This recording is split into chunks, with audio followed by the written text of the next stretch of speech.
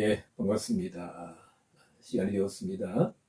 다 같이 올려드린 대로 찬송가 나의 생명 되신 주, 통일 찬송가 424장, 새 찬송가 380장, 나의 생명 되신 주 찬양 드림으로 주일 저녁 라이브토 예배를 시작하겠습니다. 나의 생명 되신 주, 주님 앞에 나아갑니다. 주의 흘린 보혈로 정케하사 받아주소서. 날마다 날마다 주를 찬송하겠네. 주의 사랑의 줄로 나를 굳게 잡아매소서.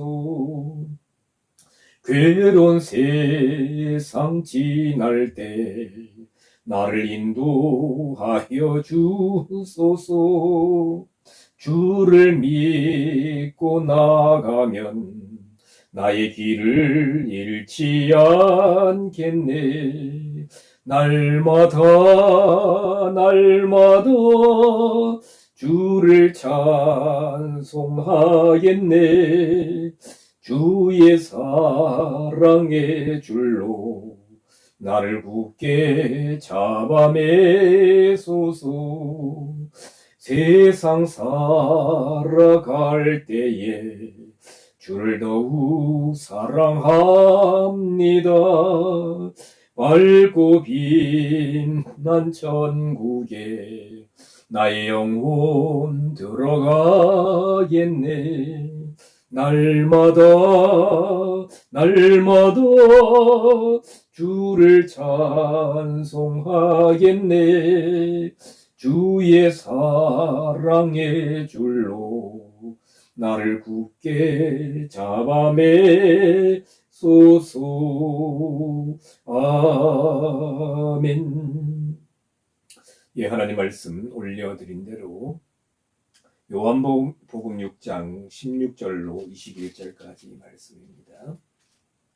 요한복음 6장 16절로 21절 말씀, 예, 제가 봉독하겠습니다. 저물매 제자들이 바다에 내려가서 배를 타고 바다를 건너 가버나움으로 가는데 이미 어두웠고 예수는 아직 저희에게 오시지 아니하셨더니 큰 바람이 불어 파도가 일어나더라.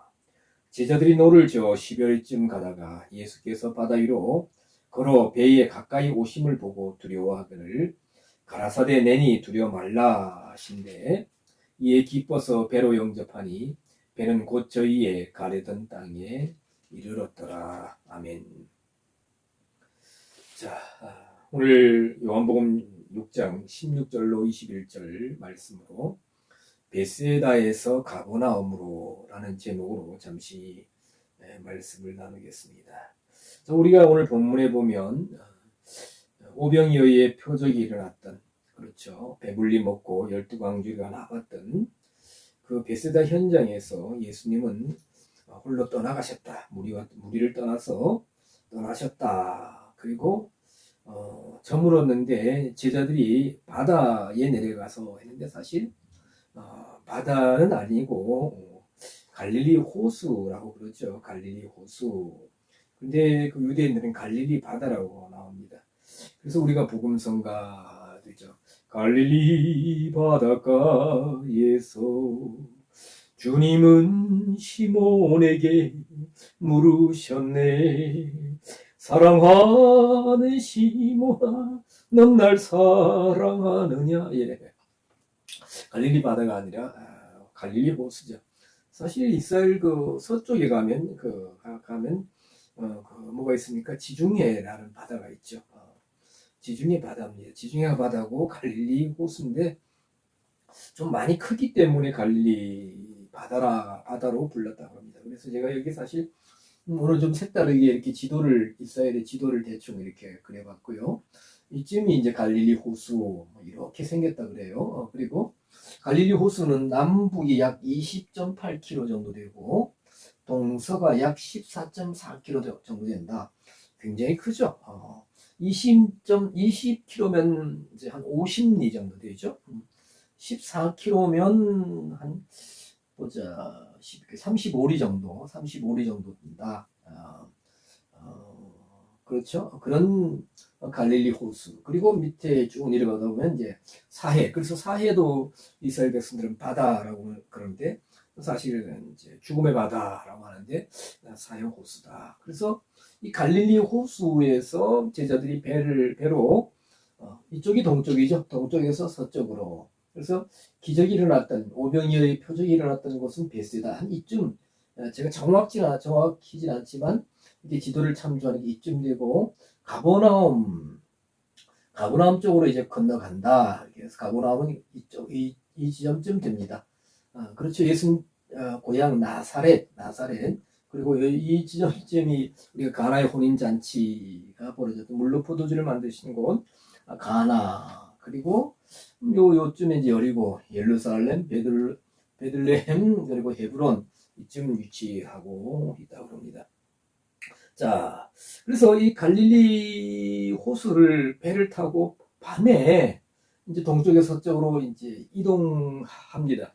이따 잠시 후에 보면 보겠지만 마태복음에 보면 예수님께서 건너가라 이쪽으로 이동하라 저편으로 가라고 이제 예수님이 말씀을 하셔서 그 말씀에 순종해서 그들이 이제 베세다에서 이렇게 가버나움 쪽으로 가는 도중에 바다에서 뭡니까 이 보면 저기 뭐예요? 여기 6장 18절에 큰 바람이 불어 파도가 일어나고 제자들이 그 마태복음에 보면 굉장히 파도 때문에 고난을 당하다가 예수님께서 이렇게 바다 위를 걸어서 그들에게 오시죠. 그리고 예수님을 영접함으로 말미암아 여러 과정이 있었지만은 영접함으로 말미암아 예수님을 모신 배 예수님과 함께 하심으로 그들이 안전하게 갈릴리 호수를 그 풍랑이 있는 갈릴리 호수를 이렇게 횡단해서 가버나움까지 도착했다. 바로 이 내용이 바로 오늘 본문 내용입니다. 이런 내용이.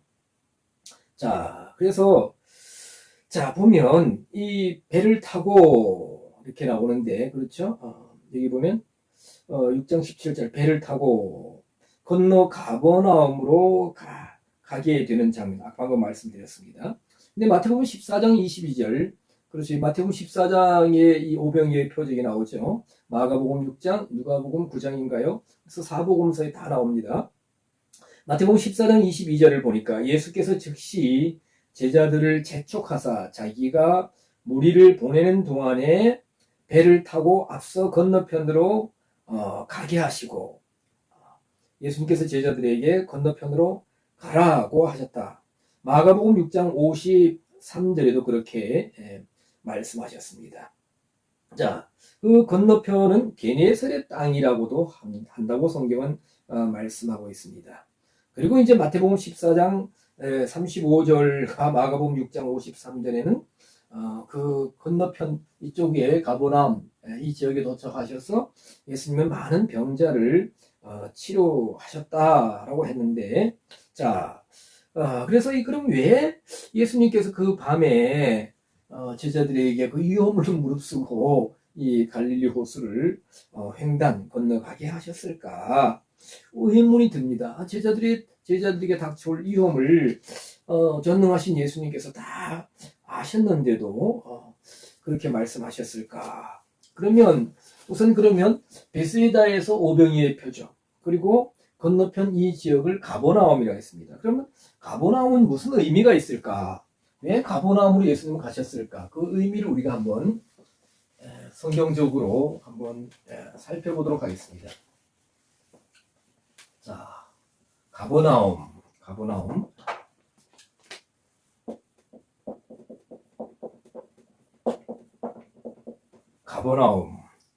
이 가버나움은 히브리어로는 카파르나움입니다. 카파르나움. 그리고 헬라어로 어떻게 쓰느냐?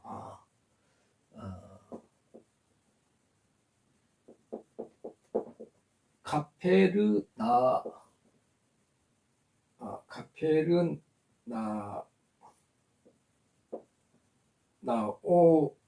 나움 헬라어로는 카페르나움이라고 카페르나움 그리고 히브리어로는 카파르나움이었습니다. 자, 이 카파르나움은 뭐냐면 카파르라는 단어와 나움 두 단어의 합성어입니다. 카파르를 자, 잘 보이실지 모르겠는데 제가 히브리어가 잘 안 돼요, 이게.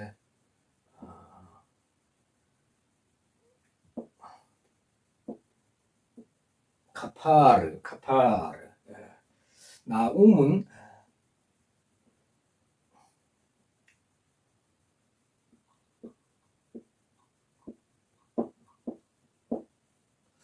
카파르나움. 그래서 카파르는 마을입니다. 마을. 그렇죠. 마을. 나움은 위로. 이런 뜻을 지니고 있습니다. 그래서 카파르나움은 뭡니까? 위로의 마을. 위안의 마을. 우리가 마을을 또 뭐라 합니까? 동네로 하죠. 동네, 방네, 우리 동네, 너희 동네, 야, 너희 동네를 가라. 동네 자랑. 그런데 하여튼, 위로의 마을, 위안의 마을. 그래서 우리가, 나움 하니까, 이렇게, 여러분, 좀 이렇게 연상되는 부분이 있을 텐데, 구약에 나훔서가 있습니다. 학개스가랴 미가 나훔 하박국 선지, 미가 나훔 하박국 선지 할 때에 나훔 할 때에 나훔. 그래서 카파른 나훔이 사실 나훔인데 보면 여기 이 알파벳 히브리어가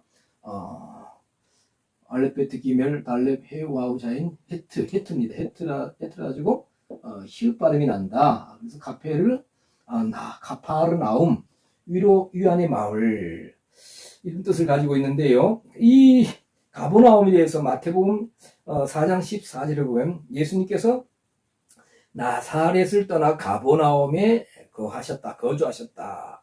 그래서 예수님은 베들레헴에서 탄생하시고 애굽에 갔다 헤롯 왕을 피해서 그렇죠. 살해 유업을 피해서 아버지 요셉과 어머니 마리아에 의하셔서 애굽에 가서 거주하시다가 나사렛에서 자라시다가 또 가버나움에 와서 사셨다. 마태복음 4장 13절. 그리고 우리가 보면 신약 성경을 보면 예수님이 사역하실 때 정말 주로 사역하신 장소가 바로 지역이 바로 가버나움입니다. 그래서 병자를 고치시고 귀신을 쫓아내시고 또 말씀을 전하시고 베드로와 또한 안드레의 집이 위치한 그렇죠. 베드로 안드레 또 베세다 사람이라고 했는데도 사실 또 가버나움이 또 집이었다라고 말합니다. 그리고 알페오의 아들 레위, 그렇죠. 레위, 마태죠. 이 레위가 세리로 일하던 곳이 바로 가버나움이었다. 그래서 이 세리 마태를 예수님이 제자로 삼으셨죠.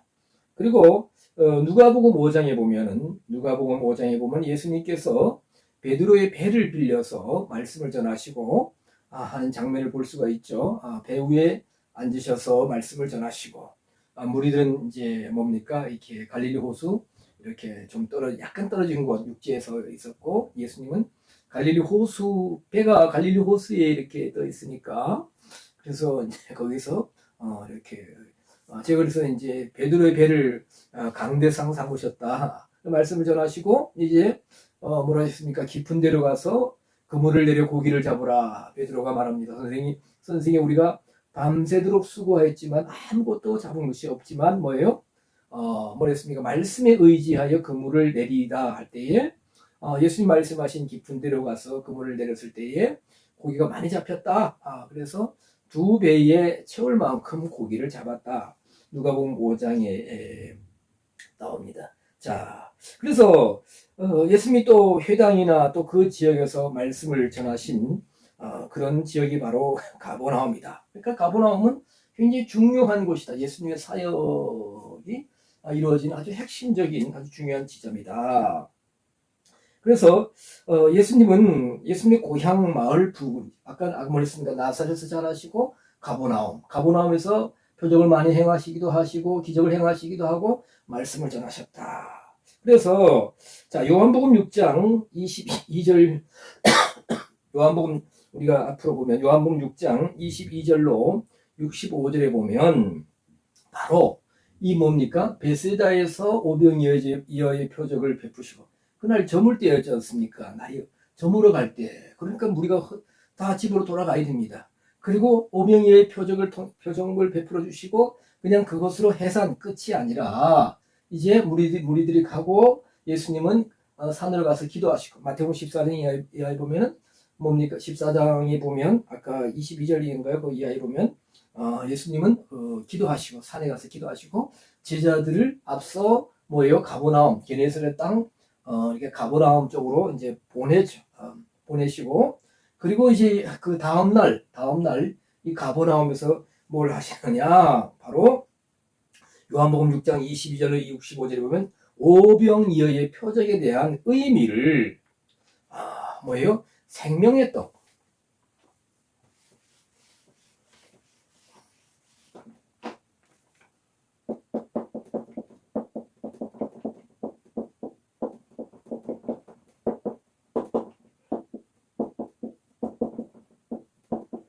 요한복음 6장 35절에서 뭡니까? 생명의 떡이라고 말씀하시죠. 그죠? 예수께서 가라사대 내가 곧 생명의 떡이니 내게 오는 자는 결코 줄이지 아니할 터이요 나를 믿는 자는 영원히 목마르지 아니하리라. 핵심이죠. 그러면서 이 생명의 떡이 무엇인가? 그래서 요한복음 6장에서 22절 이하에 보면은 너희 조상들은 광야에서 만나를 먹었다. 그러나 모세를 통해서 주셨다. 하늘에서 주셨다. 하늘 양식이다. 그러나 그 만나를 먹고도 죽었다. 그런데 내가 주는 것은 참 생명의 떡이다. 그 생명의 떡에 대한 예표로 뭐예요? 오병이어의 표적을 통해서 보리떡 5개와 물고기 2마리를 통해서 많은 사람들을 먹이신 거죠. 그러나 앞으로 내게 와서 내가 줄 생명의 떡이 있다. 그래서 그 의미를 바로 요한복음 6장 22절 이하에 또 53절에서 길게 아주 중요하게 아주 핵심적으로 이렇게 풀어서 설명해 주시는 장면을 볼 수가 있습니다. 그러므로 뭐예요? 벳세다에서 표적을 행하시고 배를 불려주시고 그 의미를 가버나움에서 이렇게 설명해 주신다. 자세하게 설명해 주신다. 그래서 보면 6장 22절 우리가 오늘 6장 21절까지 보았습니다. 요한복음 6장 22절에 보면 이런 내용이 나옵니다. 그 오클로스 물이 아마 오클로스 우리가 지난번인가요? 제가 말씀을 드렸는데 물이에 대해서 잠깐 말씀을 드렸죠. 우리가 군중이라도 할 수 있지만은 오클로스 물이 군진명사라고 말씀을 드렸습니다만 이 무리들 벳세다에 남은 무리가 있습니다. 뭐 좀 가까이서 온 사람들 아니면 또 멀리서 온 사람들이 있었겠지만 표적 이후에 벳세다에 남아있던 무리들이 있습니다. 그래서 어떤 일이 있었느냐 6장 22절 이하에 보면 이튿날 바다 건너편에 섰는 무리가 그렇죠? 여기 바다 건너편이라는 것은 갈릴리 호수고 제자들은 안전하게 예수님의 도우심으로 갈릴리 호수를 횡단하여서 다음날 아침에 어디 이르렀다고요? 밤중인지 아침인지 모르겠지만 하여튼 이튿날 그죠? 가버나움에 도착했다. 근데 예수님의 제자들이 가버나움에 예수님과 함께 있는 동안에 벳세다 여기에 남은 무리들이 있었다. 이 사람들이 오병이어의 표적을 체험한 사람들로 추측되는데요. 그래서 이튿날 바다 건너편에 섰는 무리가 배 한 척 밖에 다른 배가 거기 없는 것과 또 어제 예수께서 제자들과 함께 그 배에 오르지 아니하시고 제자들만 가는 것을 보았더니 그러니까 이 무리들은 예수님에게 관심이 있습니다. 우리가 6장 15절에 보면은 그러므로 예수께서 저희가 와서 자기를 억지로 잡아 임금 삼으려는 줄을 아시고 그래서 그 의미에 대해서 말씀을 드렸죠. 많은 분들이 또 이 의미에 대해서 이제 풀어 설명하시는데 그래서 예수님이 필요합니다. 우리의 임금님이 되어주십시오. 임금님이 되어주십시오. 바슐리우스 헬라어로 이제 임금을 왕 바슐리우스라고 하는데요. 그러나 그 임금은 어떤 임금이냐? 그들이 기대하는 정치적인 메시아죠. 메시아는 메시아인데 정치적인 메시아다. 어쨌든 간에 그들이 예수님을 임금 삼으려고 할 때 우리의 왕이 되어 주십시오 하려고 할 때 예수님 그들을 떠나가셨다. 그런데 그들이 그 현장을 완전히 다 떠나지 않고 또 다시 남아서 예수님을 찾고 있었다. 그런데 예수님도 없다. 제자들도 없다. 지금 바로 그 얘기가 아닙니까? 23절. 그러나 디베라에서 배들이 주의 축사하신 후 여럿이 떡 먹던 그곳에 가까이 왔더라. 디베라 지역에서 많은 사람들이 주께서 축사하심으로 말미암아 많은 사람들이 떡을 먹던 그 현장에 또 많은 사람이 왔습니다. 그리고 우리가 24절 요한복음 6장 24절 우리가 거기 예수님도 없으시고 제자들도 없음을 보고 곧 배들을 타고 예수를 찾으러 가버나움으로 건너가서 자, 그 전날 지역의 제자들은 배를 타고 갈릴리 호수를 횡단해서 가버나움으로 갔습니다. 그 이튿날 이제 남은 무리들도 배를 타고 한쪽 배가 남아있다고 했는데 또 다른 배를 동원했는 것 같아요. 아마 어업을 했으니까 그렇죠. 배를 타고 예수님을 찾으러 갔다. 가버나움에 도착했다. 그렇죠. 자, 그래서 가버나움에 가서 예수님을 만나서 요한복음 6장 20절 바다 건너편에서 만나 라삐오 어느 때에 여기 오셨나이까. 라삐오 어느 때에 여기 오셨나이까. 6장 25절이죠. 26절 예수께서 대답하여 가라사대 내가 진실로 너희에게 이르노니 너희가 나를 찾는 것은 표적을 본 까닭이 아니요 떡을 먹고 배부른 까닭이로다 라고 말씀하십니다. 자, 그래서 이 현장은 베세다에서의 오병이어의 표적의 현장도 너무나 중요하죠. 그러나 이 표적을 통해서 배를 불린 그 사실 자체도 중요하지만 그 오병이어의 표적의 의미를 해석해 주신 어디요? 가버나움은 더 중요하다는 것입니다. 그래서 사실 예수님의 제자들도 베세다에서 이런 오병이어의 표적이 일어났을 때 예수님 베풀어 주셨을 때 그 의미를 정확하게 깨닫지 못했을 겁니다. 그저 놀라고 정말 너무나 신기하고 놀라웠죠. 그런데 가버나움에 가서 제자들도 예수님을 통해서 오병이어에 대한 표적의 의미를 상세하게 풀어서 설명해 주심으로 말미암아 그들은 그 의미를 깨달을 수 있었을 것이다. 그러면 제가 오늘 제목을 뭐라 했습니까?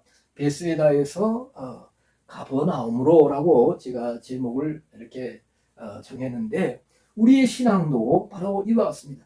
표적을 통해서 물론 표적을 통해서 우리의 믿음이 또 우리의 신앙에 큰 도움이 될 수 있습니다.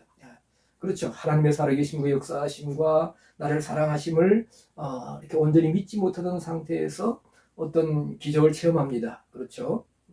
뭐 어떤 병이 낫는다든가 하나님 도우시면 놀라운 일이 생긴다든가 나의 삶에 어떤 위기에서 하나님께서 정말 상황을 기적적인 능력으로 오직 하나님의 도우심으로 상황이 정말 놀랍게 새롭게 될 때에 정말 하나님이 살아계시구나 나를 사랑하시는구나 나와 함께 하시는구나 하면서 신앙의 고백이 더욱더 깊어지고 또한 신앙이 또 급히 정말 급격히 성장하는 그런 경우들을 보기도 합니다.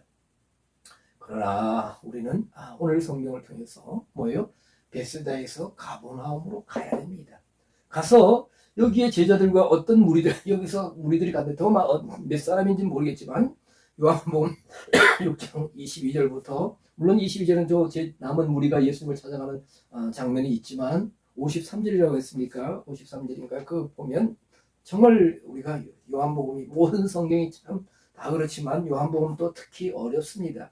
6장에 있는 말씀도 참 어렵습니다. 여기 보면 여러 이제 단어들이 헬라어 단어들이 등장합니다. 그 단어들의 의미를 하나하나 바르게 깨달았고 명사분해, 동사분해, 또 문장 구조를 이해하신다면 정말 그 성경의 오묘한 오병이어의 표적에 대한 생명의 떡 되신 예수 그리스도의 말씀 자신에 관한 오묘하고 심오한 말씀의 의미를 깨달을 수 있을 것입니다. 자, 어디에서요? 베세다로 표적을 체험하는 신앙에서 뭡니까? 말씀을 깊게 이해하고 신앙이 말씀의 깊은 단계를 체험하는 깨닫는 신앙으로 나아가자는 것입니다. 그래서 제가 이렇게 묵상하는 가운데 어, 왜 제자들에게 이런 갈릴리 호수에서 배를 타고 가는데 풍랑이 일고 배가 자초될 만한 생명을 잃을 만한 그런 위기가 닥쳤을까? 예수님이 다 아시는데 왜 미리 그런 어려움을 방비해 주시지 않았을까? 우리는 의문을 가질 수도 있어요. 그러나 뭡니까?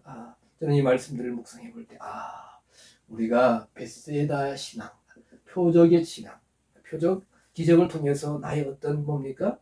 물론 표적 기적을 통해서도 하나님을 더욱더 확신하고 또 믿음의 고백과 또 믿음의 장성함이 또 이렇게 달라질 수도 있습니다만은 결국은 뭡니까? 우리가 말씀을 통해서 우리가 하나님을 바르게 하고 하나님 깊은 뜻을 또 바르게 알아가지 않습니까? 그래서 표적 중심의 신앙, 표적 체험의 신앙에서 말씀 중심의 신앙으로 가는 길은 이와 같이 많은 뭡니까? 갈릴리 호수에서 밤중에 풍랑이 일고 배가 자초될 만한 그런 위기를 겪는 그런 뭡니까? 여러 가지 고난이 오고 위험을 감수해야 되고 때로는 많은 것을 잃어버릴 수도 있는 그런 위기에 처할 수도 있다는 것입니다. 그래서 우리가 여기 보면 사실 마태복음 14장에 보면 이렇게 말씀하시죠. 아까 제가 읽어드렸는데요. 자, 마태복음 14장. 왜냐하면 요한복음 6장에 나오는 오병이의 표적이 마태복음 14장, 마가복음 6장, 누가복음 9장에도 같이 나옵니다. 그래서 우리는 이렇게 같이 나온다 해서 병행구절이다 이렇게 말씀을 드리는데요. 자, 마태복음 14장 22절에 이렇게 되어 있습니다. 예수께서 즉시 제자들을 재촉하사 자기가 무리를 보내는 동안에 배를 타고 앞서 건너편으로 가게 하시고, 그래서 여기 보면 앞서 가게 하시고, 자, 앞서 가게 하시고, 어디서요? 어디서? 벳세다에서 가버나움. 그래서 이 가버나움이, 그러니까 이게 성경이 놀라운 거예요. 가버나움이라는 지명을 누가 이렇게 처음부터 명명했는지 모르겠지만 위로의 마을이다. 위안의 마을이다. 위안의 마을. 위로가 있는 마을이다. 우리가 뭘로 위로가 됩니까? 때로는 우리가 우리가 뭐가 잘 되면 위로가 있습니까? 어떤 평안이 있으면 위로가 있습니까? 우리가 어떤 희망적인 일이 생기면 위로가 있습니까? 어려움을 극복하면 위로가 있습니까? 그런데 물론 이 가버나움 지역이 고대로부터 구약 시대부터 있으니까 그래서 그 보면 가버나움은 보니까 신명기 3장 17절에 나옵니다. 가버나움이 신약에만 등장하는 것이 아니라 구약 신명기 3장 17절에 카파르나훔 가지고 가버나움 이렇게 나옵니다. 이미 신명기니까 언제요? 그때 모세 시대부터 이 가버나움이라는 동네가 마을이 지역이 존재했었고 그렇게 불리워졌어요. 그러면 모세부터 예수님 때까지 한 1500년, 약 1500년 시간이 흘렀는데 그 가버나움 지역에 여러 가지 우리가 상상할 수 없는 또 많은 일들로 통해서 작은 위로와 위안이 있었겠죠. 우리가 위로해준다. 따뜻한 마음으로 또 여러 가지 또 이렇게 도움으로 위로가 있을 수 있죠. 그러나 이 지역에 위안은 가장 뭡니까? 하나님이 베푸신 가장 큰 위로와 위안은 누굽니까? 예수 그리스도죠. 예수 그리스도께서 오셔서 뭡니까? 그 사망과 흑암에 앉아 있는 자들에게 이 지역이 다 이제 넓게는 갈릴리 지역이죠. 갈릴리. 그래서 우리가 마태복음에 보면 이 갈릴리 지역을 뭐라고 말씀하느냐? 잠시 말씀을 찾아보겠습니다.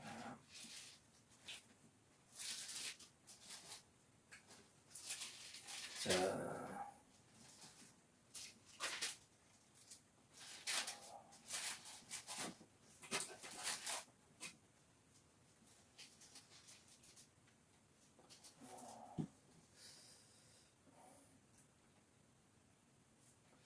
자, 마태복음 4장 15절, 스불론 땅과 납달리 땅과 요단강 저편 길과 이방의 갈릴리여 흑암에 앉은 백성이 큰 빛을 보았고 흑암에 앉아 있다. 그러니까 갈릴리 지역은 조금 아래쪽이지만 하여튼 이 가버나움까지 어느 정도 포함이 됩니다.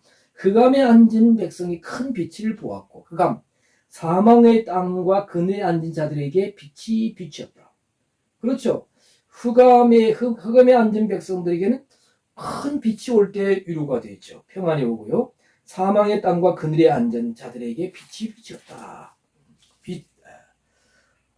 빛이 비쳤다. 그래서 이렇게 위로 예수님을 통한 그렇죠. 말씀과 또 하나님 예수님 통해서 주시는 표적을 통해서 또 역사를 통해서 치유를 통해서 위로 위안이 온다. 그래서 이런 그 가버나움에서 이런 기적과 표적을 뿐만 아니라 말씀, 중요한 것은 말씀이다. 그래서 이 제자들, 벳세다에 있던 제자들을 앞서 가버나움으로 앞서가게 하시고 할 때에 프로아고라는 단어가 사용되고 있습니다. 프로아고.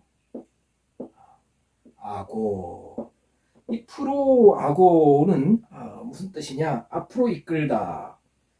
권위 있게 앞으로 이끌다. 권위 있게 앞으로 이끌다.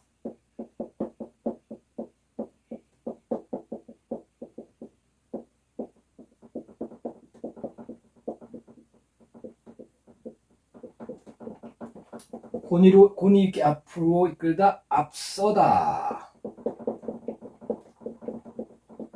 데리고 나가다.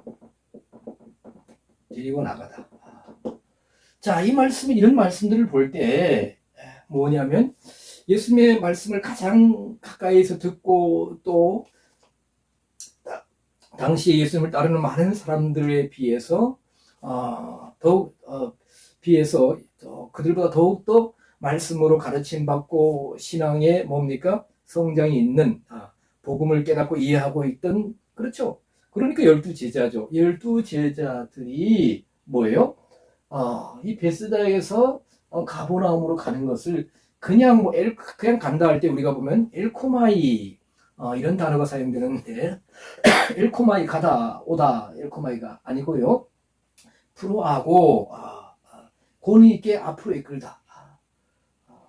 물론 제자들이 사실 배를 타고 갈릴리 호수를 건너가면서 많은 어려움을 겪었지만은 그 의미가 뭐냐? 정말 권위 있게 이런 베세다 신앙, 떡을 먹고 배부르는 신앙, 표적을 체험하고 물론 아까도 말씀드린 이런 신앙을 통해서 이런 표적 신앙을 통해서도 우리의 믿음이 자랄 수 있지만은 더 깊은 더 확실한 믿음의 세계인 가버나움. 왜요? 이 표적에 대한 의미를 설명해 주실 이 가버나움.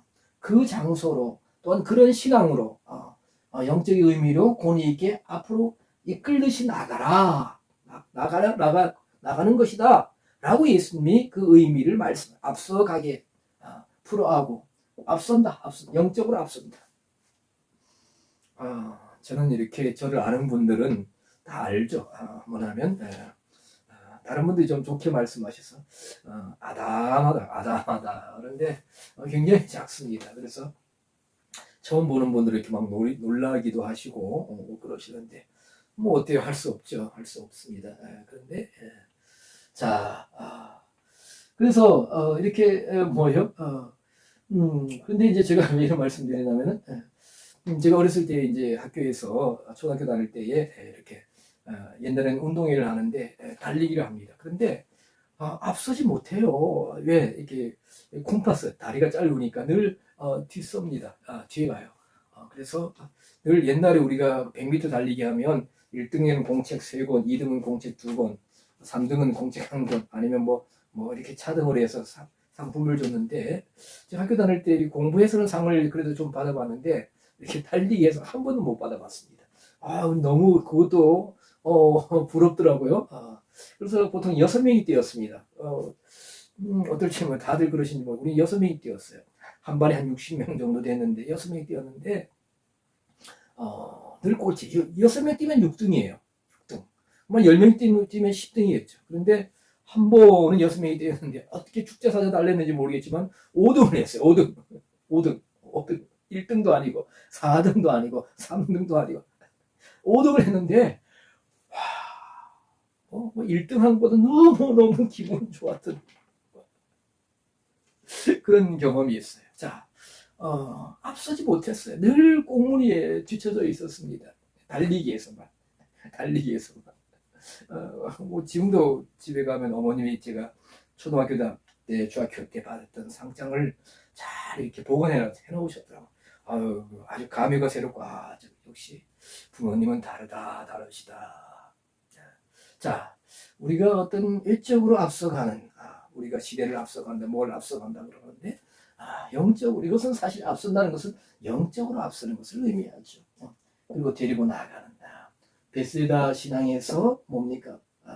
가버나움, 말씀 있는 곳으로 건너간다, 앞서간다. 권위 있게, 앞으로 이끌다, 앞으로 이끌다.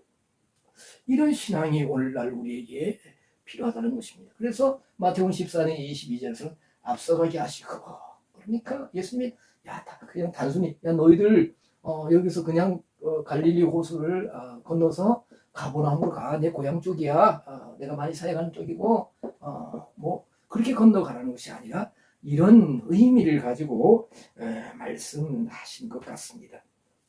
자, 그래서 보면 그 말씀을 듣고 제자들은 어떤 자세로 건너갔을까? 우리가 아까 요한복음 6장 21절에 이에 기뻐서 배로 영접하니, 이 말씀은 뭐냐? 갈릴리 호수에서 풍랑으로 인해서 고난을 당하다가 예수님이 걸어오셨다. 그래서 기뻐했다. 배로 영접했다. 배는 곧 저희의 가려던 땅에 임하였다. 그렇죠? 예수님께서 가라고 하셨죠. 어디로요? 가버나움으로. 그래서 그들은 예수님의 말씀을 순종해서 가버나움으로 가고 있었는데, 예수님이 배에 오심으로 말미암아 풍랑을 이기고 환경을 이기고 어려움을 이기고 어떻게 했어요? 가버나움에 이르렀다 했는데, 이게 보면 가려던 땅 할 때 땅은 헬라어로 개입니다. 개예요. 개를 보통 영어 성경을 보니까 earth라고 표현했더라고요.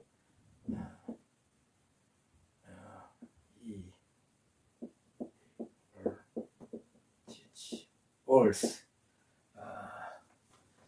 이게 이가 헬라어의 엡실론하고 비슷해가지고 자꾸 이제 혼돈이 됩니다. 엡실론 이렇게 쓰죠. 엡실론. 짧은 예 발음인데요. 가래던 땅, 개입니다. 가래던 할 때 가래던이 뭐냐면 휘파고라는 단어가 사용됩니다. 휘파람이 아니에요. 휘파고는 무슨 의미냐? 우리가 신약 성경에 사용되는 가다, 오다를 뜻하는 여러 단어들이 있습니다. 제가 오늘 강의 단어를 알면 성경이 보인다에 보면은 그 영상에 보면 있는데, 엘코마이 그 단어는 설명을 안 해놨고요. 포리오마이 또 뭐예요? 또 아펠코마이, 아나코레오 지난주에 은퇴하다. 그리고 디엘코마이 또 뭐예요? 파라고, 휘파고 여러 단어가 있습니다. 제가 그랬죠. 제가 말씀드렸어요. 이렇게 여러 단어를 교차적으로 성경을 통해서 신약 성경에 사용된 것은 그 의미가 다 다르다. 사전도 보면 다 의미를 조금씩 다르게 해석을 하는데 정확한 의미는 사전에 잘 나와 있지 않아요. 그래서 제가 잘 아는 이제 그 목사님 한 분도 한 8년 된 것 같은데 오늘날 저에게 전화가 왔어요. 이건 여담입니다. 목사님이 헬라어 단어, 성경 헬라어 단어 해석하는 건 의미를 다 이렇게 앞뒤 문맥을 살펴보면 목사님의 해석이 맞는데, 제가 여러 사전, 그분은 영어에 능통하셔서 이렇게 영어로만 한국어로 번역되지 않는 또 원어 사전들이 있습니다. 그것을 이렇게 온라인상으로 이렇게 검색해가지고 이렇게 비교하고 살펴보니까 안 목사님이 해석하는 그렇게까지 정확하게 좀 죄송합니다. 그분 표현이니까요. 해석하는 설명하는 사전이 없습니다. 그러면서 또 뭐 저한테 다른 말씀도 하셨어요. 자, 그래서 여러 단어들이 있다. 가다, 죽다, 행하다, 보다, 뭐 여러 단어가 있다고 그랬습니다. 그래서 휘파하고는 신약 성경에 나오는 가다, 오다를 뜻하는 여러 단어들 중에 하나인데, 휘파하고는 뭡니까? 의미가 스스로를 아래로 이끌다.